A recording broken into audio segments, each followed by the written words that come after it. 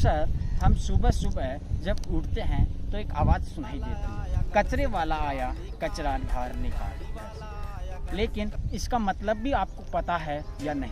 क्योंकि अक्सर हम गाड़ी वाला आता है उसको कचरा डाल देते हैं, लेकिन उसका मेन भी पता है क्या वो कचरा कहाँ जाता है, कहाँ उसका यूटिलाइज किया जाता है, रिसाइकल किया जाता है। अक्सर हम जब मार्केट जाते हैं तो प्लास्टिक के थैलियों में सब्जियां डालते हैं, अपन कहीं मॉल में जाते हैं तो वहाँ पे सामान देते हैं और वही थैलियाँ प्लास्टिक की है वो अपन पैक करके कचरे वाले को दे देते हैं। लेकिन वो कचरा जो प्लास्टिक है वो रिसाइकल कैसे होता है या उसका काम भी आता है या फिर इस पर्यावरण को प्रदूषित करता है, या आपको पता भी है या नहीं? अगर नहीं पता है तो आज हम उसके बारे में बताएंगे कि कैसे वो जो अपन घर से बाहर कचरा निकालते हैं वो कहाँ जाता है। नमस्कार, आप देख रहे हैं अभिषेक जाखड़ के साथ RG Tube 24। आज हम पहुँचे हैं कचरे की नगरी सीकर में। जी हाँ, हम इसलिए ये कह रहे हैं कचरे की नगरी सीकर। अक्सर आपने सुना होगा ज़्यादातर कि शिक्षा की नगरी सीकर कहा जाता है, लेकिन ये शिक्षा की नगरी सीकर इसलिए नहीं कह रहे हम क्योंकि जब इस शहर का जो कचरा है पूरा वो कहाँ जा रहा है, अब जब उसकी पड़ताल करने हम पहुँचे तो इस सीकर शहर का एक भीड़ मिला। उस भीड़ में वो पूरा कचरा बाहर जा रहा है, कहाँ उसकी गाड़ी आ रही है। देखिए ये बड़े बड़े ट्रोले हैं भर के कचरे का, यहाँ पे खाली किए जा रहे हैं, लेकिन इस कचरे का काम कहाँ आ रहा है? अब आप देख रहे होंगे बड़े बड़े टीले हैं, इन टीलों का पहाड़ सा दिखाई दे रहा है, लेकिन ये पहाड़ नहीं है, ये है पूरे सीकर शहर का जो बाहर आने वाला कचरा, उसके टीले। ये जो पर्यावरण प्रदूषित किया जा रहा है, ये वन विभाग की ज़मीन है, लेकिन इस वन विभाग की ज़मीन को जहाँ काम में लेना चाहिए उस काम में ना आके पूरे पर्यावरण को प्रदूषित किया जा रहा है। अक्सर हम जो प्लास्टिक सरकारें बैन तो करती है कि ये प्लास्टिक में बैन कर दी जाती है, लेकिन वो धरातल पे बैन नहीं होती, उसको फिर ब्लैक मेल में बेचा जाता है। लेकिन अक्सर हम आपसे यही सवाल करते हैं और एक सजेशन भी देना चाहते हैं कि मार्केट में जाएँ तो घर से खुद का थैला लेकर जाएँ, पर्यावरण को रोकने के लिए। आज जो आने वाली अपनी पीढ़ी है, अपने पेरेंट्स हैं, उनकी तो ज़िंदगी है वो उसका तो समय चला गया, लेकिन अपने को पर्यावरण कितना प्रदूषित हो रहा है ये अब अपने को देखना है।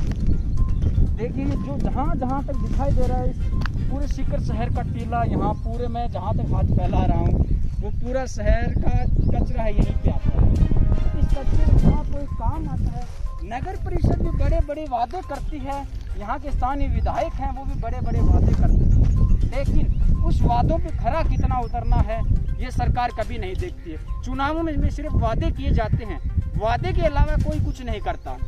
तो इसके लिए अब आम जनता को आगे आना पड़ेगा, क्योंकि ये कचरा आपको पता है कि हम कचरा निकाल देते हैं, घर की सफाई तो कर लेते हैं, लेकिन अपने शहर की, अपने देश की, अपने प्रदेश की सफाई करने के लिए इस कचरे को यूटिलाइज करना चाहिए।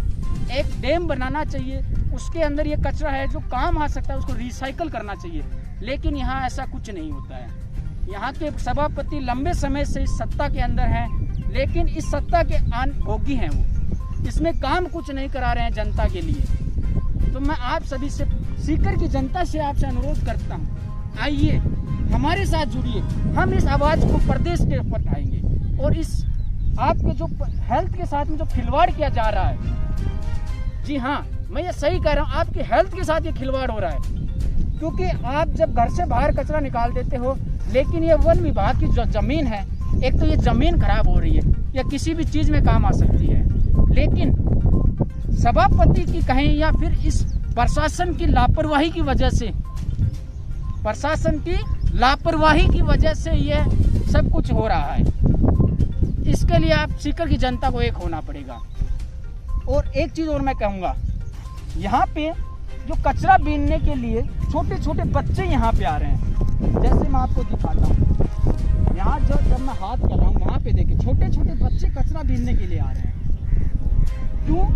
ये शिक्षा नगरी सीकर है, लेकिन यहाँ कचरा नगरी सीकर कहा जा रहा है। मैं इसलिए बार बार ये कह रहा हूँ कचरा नगरी सीकर, क्योंकि यहाँ पे बड़े बड़े इंस्टीट्यूट हैं, बड़ी बड़ी स्कूलें हैं, यहाँ के विधायक हैं, वो बड़े बड़े वादे करते हैं कि हमारा शहर, ये जो तारीफें होती है तब तो सारे नेता विधायक सारे आ जाते हैं, सांसद महोदय, कि हमारे सीकर शहर में ऐसा हुआ वैसा हुआ, आज हमारी तारीफें हो रही है, तब माला पहनने तो सारे आ जाते हैं। लेकिन धरातल पे कौन कितना काम कर रहा है उसकी आवाज़ कोई नहीं देख रहा है। जहाँ तक दूर दूर तक दिखाई दे रहा है वहाँ पे देखिए वो ट्रैक्टर आ रहा है, उसके पास में कम से कम 6 से 7 बच्चे बैठे हैं। वो बच्चे यहाँ पे कचरा बीनने आ रहे हैं, जिनको शिक्षा का तरफ ध्यान देना चाहिए, पढ़ाई के लिए जाना चाहिए, क्योंकि उनकी मजबूरी है। उनकी तो मजबूरी है, 2 वक्त का खाना खाने के लिए उनको ये करना पड़ता है।